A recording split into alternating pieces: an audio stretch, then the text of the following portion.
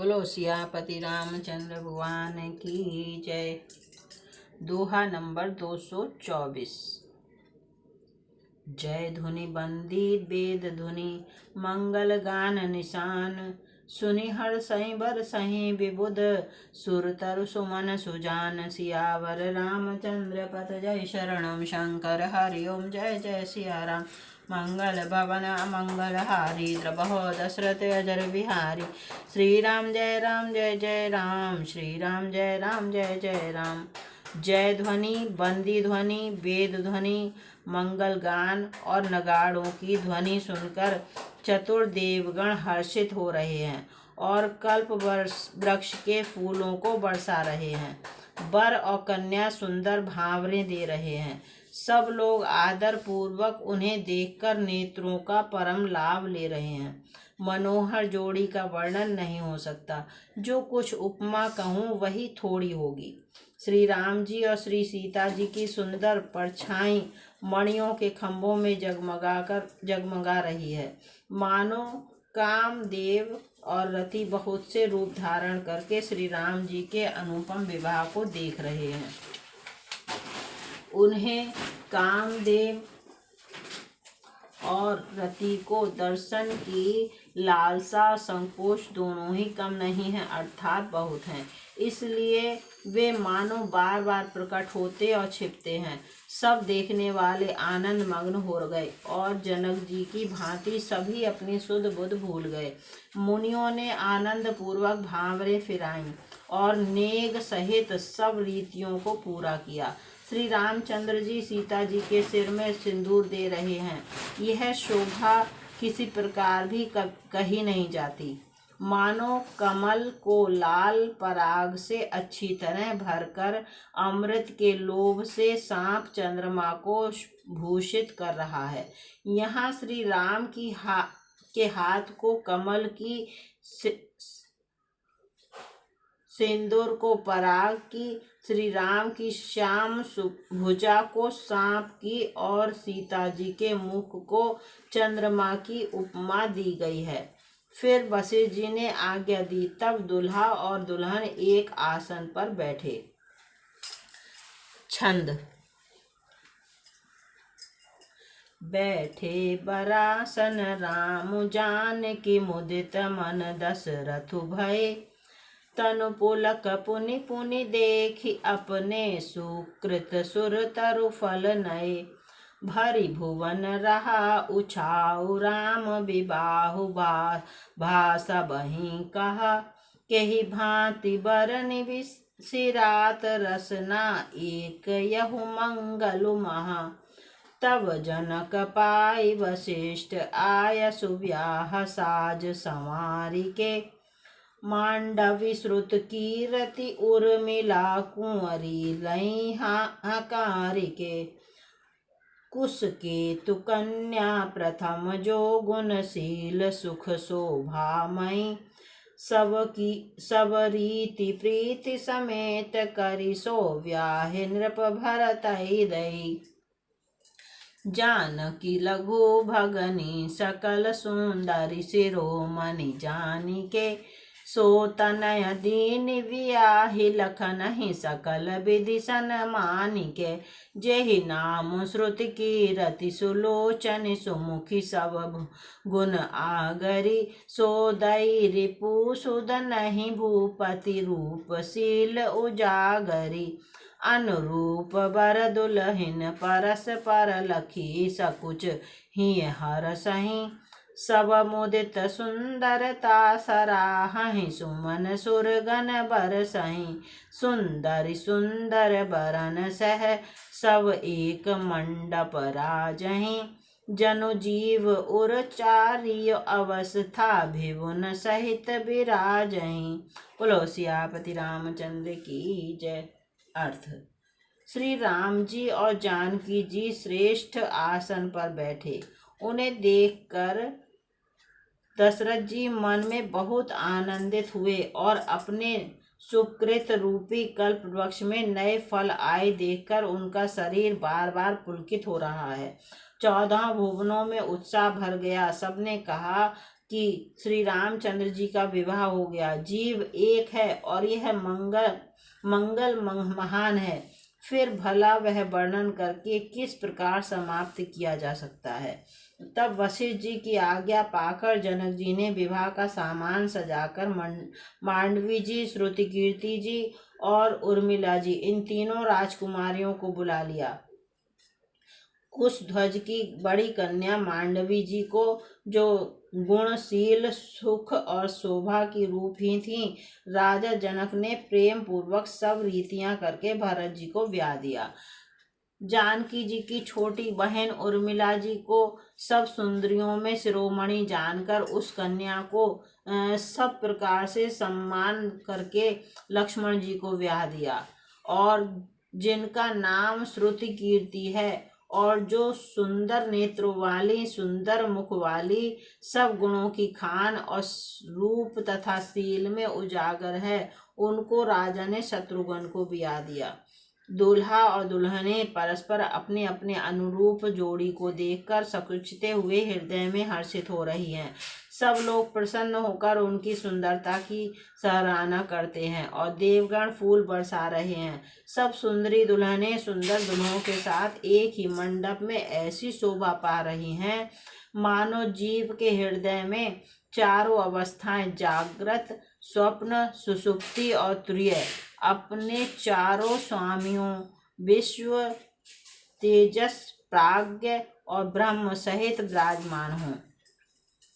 मुदित अवधपति सकल सुत बंधुन समेत निहारी, जनुपाए महिपाल मणि क्रियन सहित फलचारी। सियावर रामचंद्र पथ जय शरणम शंकर, हरिओम जय जय सियाराम। मंगल भवन अमंगल हारी, द्रबहो दशरथ अजर विहारी। श्री राम जय राम, श्री राम जय जय राम। सब पुत्रों को बहुओं सहित देखकर अवध नरेश दशरथ जी ऐसे आनंदित हैं, मानो वे राजाओं के शिरोमणि क्रियाओं, यज्ञ क्रिया, श्रद्धा क्रिया, योग क्रिया और ज्ञान क्रिया सहित चारों फल,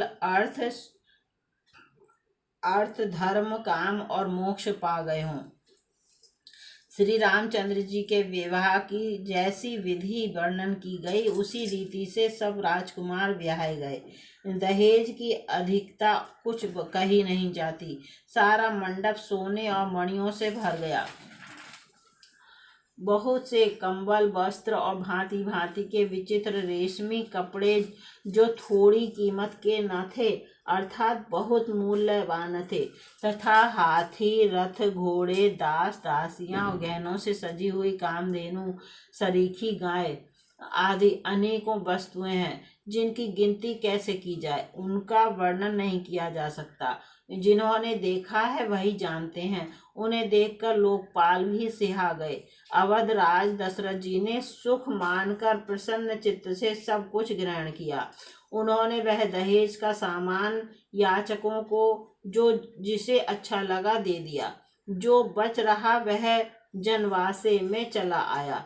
तब जनक जी हाथ जोड़कर सारी बारात का सम्मान करते हुए कोमल वाणी से बोले। छंद।